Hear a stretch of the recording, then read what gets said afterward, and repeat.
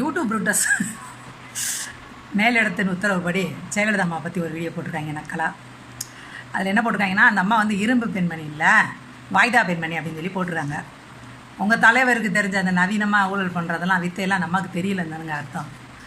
1952 தான் இந்த மாதிரி மக்களால் தேர்ந்தெடுக்கப்பட்ட ஆட்சி முறை வந்திருக்கு.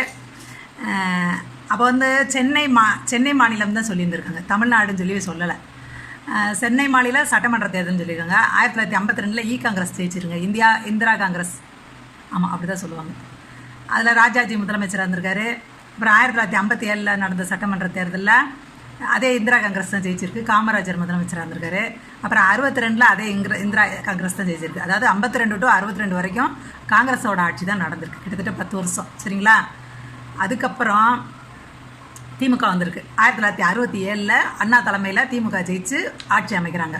அதுக்கப்புறம் 71 அண்ணாதுரை காலமாயிடுறாரு. திமுக கட்சியை கைப்பற்றின கருணாநிதி அவர்கள் வந்து முதலமைச்சராக வர்றாரு. அதில் ஆக்சுவலி வர வேண்டியவர் வந்து நாவலர் நெடுஞ்செழியன் அவர்கள். அவரை பின்தள்ளி விட்டு இவர் முன்னே வந்து விட்டார். எம்ஜிஆரையும் தூக்கி எறிந்து விட்டு வந்து விட்டார். இல்லை, ஒன்று எம்ஜிஆர் வரணும், இல்லாட்டி நாவலர் நெடுஞ்செழியனுக்கு தான் அதிகமான வாய்ப்பு. ஏன்னா அவர் 3 தடவை தற்காலிக முதலமைச்சர் இருந்திருக்காரு. அப்படி ஒருத்தர் இருந்ததே இப்போ அடையாளம்லாம் பண்ணி வச்சுட்டாங்க.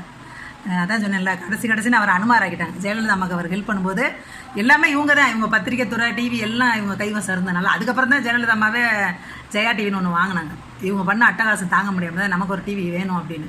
அதுக்கு முன்னாடி வரைக்கும் அரசியல்வாதிகள்கிட்ட இருந்த டிவினா ஃபஸ்ட் எடுத்ததுமே சன் டிவி தான், திமுகவோட சேனல். அதுக்கப்புறமா மெகா டிவின்னு ஒருத்தர் அவர் பேர் பாலுன்னு பேர், அவர் காங்கிரஸில் இருந்தார். இப்போ ஆள் அடையாளமே தெரில. மெகா டிவி காங்கிரஸ்காரங்களோட டிவி, ஆனால் அது சைலண்டாக தான் இருக்கும், ரொம்ப அட்டகாசம்லாம் பண்ணாது.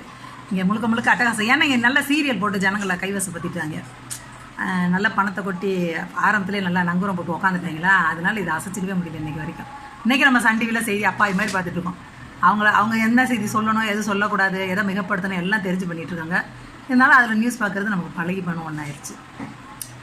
சரி, அதுக்கப்புறம் 1971 திமுக வந்து கலைஞர் வந்தார் அந்த கட்சி சார்பாக. அதுக்கப்புறம் 77 எம்ஜிஆர் வந்துட்டாருங்க. அவர் தனியாக கட்சி ஆரம்பித்தாரா. அப்புறம் வந்து அவர் வந்துட்டார், அவர் முதலமைச்சர் ஆகிட்டார். அவர் இருந்த வரைக்கும் கலைஞர் அவர்களால் வரவே முடியல. ஊடால வந்து ஆட்சி கலைச்சிருக்காங்க. 80 மறுபடியும், அதாவது 77 வந்து ஆட்சி கலைப்பு நடந்திருக்கு போல், 80 மறுபடியும் தேர்தல் நடந்திருக்கு. அதே எம்ஜிஆர் அவர்கள் தான் வந்திருக்காரு, வந்து ஆண்டுட்டு இருந்தார். அப்புறம் 84 வந்திருக்கு, 5 வருஷம் ஆண்டுட்டார். அப்புறம் 84 தேர்தல், அப்போ எம்ஜிஆர் தான் வந்திருக்காரு. அதாவது 77 to அவர் உயிரோடு இருந்த 87 வரைக்கும் எம்ஜிஆர் தான் இருந்தார். அப்புறமா கொஞ்ச நாள் வேறு யாராவது தற்காலிக முதலமைச்சர், யார், நம்ம நாவலர் நெடுஞ்செழியன் இருந்திருக்காரு தேர்தல் வரத்தட்டிக்கு. அப்போ அவரோட ஆதிக்கம் தான், எம்ஜிஆர் அவர்களோட ஆதிக்கம் 77 to 87 வரைக்கும் 10 வருஷம் அவர் உயிரோடு இருந்து ஆண்டிருக்காரு. அதுக்கப்புறம் கொஞ்ச நாள் அவங்க கட்சி சார்பாக ஆண்டிருக்காங்க. அதுக்கப்புறம் 89 கலைஞர் அவர்கள் வர்றார். ரொம்ப வருஷம், கிட்டத்தட்ட அவர் எப்போ இல்லாமல் போனார், 77 இல்லாமல் போன மனுஷன். 77 to 87 10 வருஷம், அங்கிட்டு ஒரு 2 வருஷம், 12 வருஷம் கழிச்சு, கிட்டத்தட்ட 12 வருஷம்னா என்ன சொல்லுவாங்க, ஒரு பெரிய விஷயமா சொல்லுவாங்க. குறிஞ்சிக்கு பூக்கிறது, மகாமகம், இதெல்லாம் 12 வருஷத்துக்கு ஒரு நடக்கிறது. கும்பாபிஷேகம் நடக்கும், ஒரு கோயிலில் கும்பாபிஷேகம் நடந்தால் 12 வருஷம் கழிச்சு மறுபடியும் நடக்கும். அது மாதிரி 12 வருஷம் வீட்டிலே மனுஷன் உட்காந்து கிடந்து வர்றாரு. 89 வராரு. வந்தால் என்ன நடந்து போச்சு, ராஜீவ்காந்தி படுகொலை நடந்து போச்சு. 1991 நடக்குதுன்னு நினைக்கிறேன். ஆமாம், 91, 90 எனக்கு மேரேஜ். 91 ராஜீவ்காந்தி அவர்கள் படுகொலை செய்யப்படுறார். திராவிட முன்னேற்ற கழகத்தோட ஆட்சி கலைக்கப்படுகிறது. காரணம் என்ன, அவரோட படுகொலை தமிழ்நாட்டில் நடக்குது, அதனால் இவரோட ஆட்சி கலைக்கப்படுகிறது. ரொம்ப வைத்தறிச்சலாக இருக்கும். இந்த சம்பவம்லாம் திருப்பி பேச சொல்லுங்கள், பேசவே மாட்டாங்க. 89 வராரு, கஷ்டப்பட்டு வராரு. 12 வருஷம் வனவாசம் இருந்த மாதிரி இருந்துவிட்டு கஷ்டப்பட்டு திருப்பி 89 வராரு எம்ஜிஆர் மறைவுக்கு பின்னாடி. ஏன்னா இங்கே கட்சி பூசல் அது இது நடந்துருச்சு. ஜெயலலிதா அம்மா, ஜானகி அம்மா, ஜனங்களுக்கே குழப்பிருச்சு எம்ஜிஆருக்கு அடுத்த வாரிசு யார். ஏன்னா நிறைய பேர் கட்சி ஆரம்பித்தாங்க அந்த நேரம். பாக்கியராஜ் ஒரு கட்சி ஆரம்பிக்கிறாரு, லதா அவங்க ஒரு கட்சி ஆரம்பிக்கிறாங்க, டி ராஜேந்திர கட்சின்னு ஆளாளு கட்சி ஆரம்பிக்கவும் ஜனங்களே ஒரு மாதிரி குழம்பிட்டாங்க. யார் கரெக்டான ஆளுன்னு தெரியல ஜனங்களுக்கு. அதோட கலைஞருக்கே ஓட்டை போட்டுறாங்க. வந்தால் இப்படி ராஜீவ்காந்தி அவர்கள் இறந்து போகிறனால ஆட்சியை கலைச்சிட்டாங்க. ஆட்சியை கலைக்கவும் என்ன பண்ணுறது, திருப்பி வீட்டில் போய் உட்கார வேண்டியதான். 91 ஜெயலலிதா வந்துடுறாங்க. சரிங்களா? அதுக்கப்புறம் பார்த்துக்கோங்க, 12 வருஷத்தையும் இதையும் சேர்த்துக்கோங்க, அந்த 2 வருஷத்தை கழிச்சுக்கோங்க. 12 திருப்பி 2 வருஷம் மனுஷன் 2 1 தரல. திருப்பி பார்த்தீங்கன்னா வீட்டில் தான் உட்காந்துருக்காரு. 5 வருஷம் ஜெயலலிதா ஆண்ட ஆட்சி தமிழ்நாட்டில் வந்து கல்வெட்டில் பொறிக்கப்பட வேண்டியாச்சு.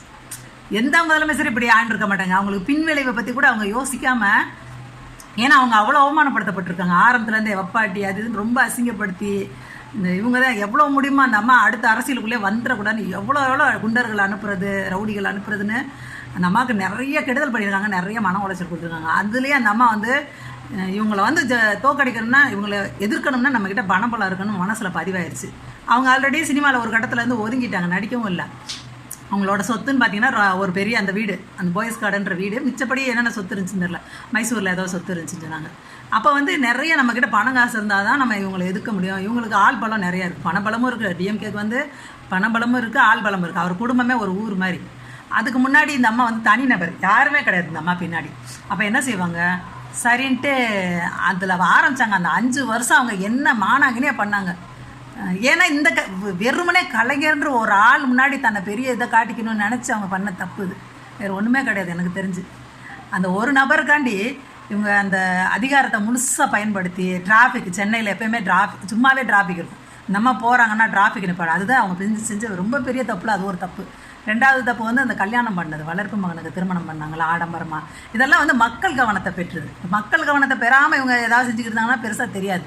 இவங்க இந்த ஆடம்பர திருமணமும் இந்த சென்னையில் அவங்க ஆஃபீஸுக்கு கிளம்பி போனாலே டிராஃபிக்கை ரொம்ப நேரத்துக்கு நிப்பாட்டி வைக்கிறது, ரெண்டும் வந்து மக்களை வந்து வெறுப்பு வாங்கிட்டாங்க அவங்க மக்கள்கிட்ட. அப்புறம் இது என்ன காத்துட்டே இருந்துக்குது திமுக, எப்படா அடுத்த ஆட்சி வரும்ட்டு. அந்த ஆட்சி வர்றதுக்காகவே இவங்க அவங்கள வந்து எல்லாத்தையும் காட்டுறாங்க, இந்த மாதிரி இவங்க ஊழல் பண்ணியிருக்காங்க அது இதுன்ட்டு கொஞ்சம் கொஞ்சமாக சொல்ல ஆரம்பிக்கிறாங்க. இந்த இதை அவங்களுக்கு தெரியுமில்ல என்ன நடக்கும்ட்டு. ஜெயலலிதாவுக்கு எதிராக நிறைய விஷயங்கள் கொண்டு வராங்க, இவங்க வந்து ஊழல் பண்ணியிருக்காங்க அது இதுன்ட்டு.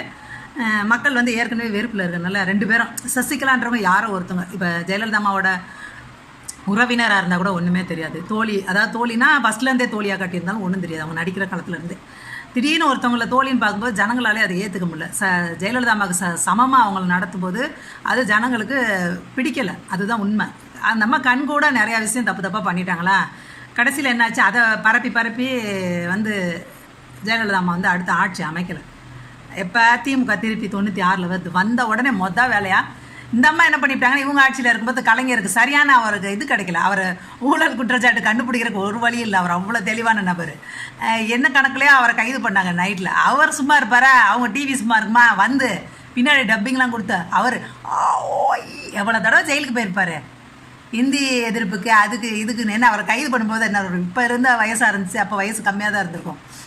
இருந்தாலும் அவர் அப்படியே ரொம்ப பரிதாமல் ஒரு ஆக்ஷனை கொடுத்து பின்னாடி டப்பிங், ஐயோ கொள்றாங்களே அடிக்கிறாங்களே கொள்றாங்களே. ஒரு இவ்வளோ காலம் முதலமைச்சராக இருந்தவங்க, கோலம் வச்சுருந்தவங்க, அவங்கள கை வச்சுட்டு யாராவது சும்மா இருக்க முடியுமா. அப்புறம் அவங்க ஒரு மச்சனை வேறு வந்து அவர் ரகலை பண்ணி மொத்தமாக இவங்க ஒரு தேவையில்லாத ட்ராமா பண்ணி அதை மிகைப்படுத்தி போட்டாங்க டிவியில் கடன்னு. அது வேறு அந்த அம்மா மேலே வெறுப்பை கொடுத்துருச்சு.